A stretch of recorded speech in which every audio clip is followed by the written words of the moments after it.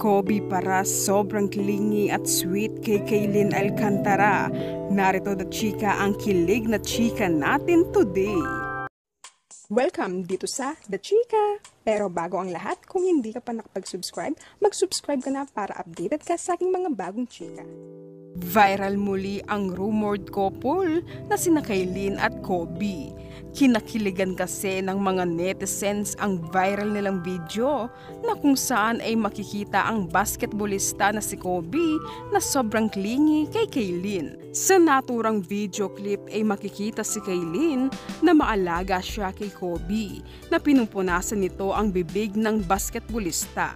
At si Kobe naman ay sobrang kulit kay Kaylin na makikita siya nang nagpapakis siya kay Kaylin sa pisngi. Makikita naman ang aktres na medyo nahihiya dahil siguro may mga kasama.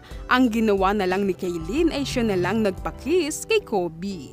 Pero si Kobe dahil ang clingy niya at di siya huminto hanggat hindi siya kinikis ng aktres, ang ginawa na lang ni Kaylin ay nagbeso na lang sila. Ang kulit at clingy ni Kobe talagang makikita sa kanya na malambing siyang tao o malambing siyang boyfriend. Kahit na huling-huli sa kaswitan sina Kaylin at Kobe ay wala pa rin pag-amin sa kanilang dalawa. Tinatago pa rin nila ang tunay nilang status. Na ayon kay Kobe ay friends lang sila ng aktres at si Kaylin naman sinabi nito ay what you see is what you get.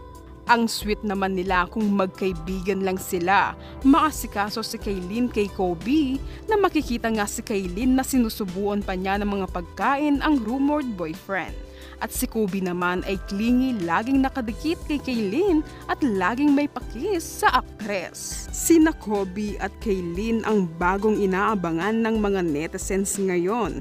Kilig na kilig sila sa nakikita nilang kaswitan sa dalawa.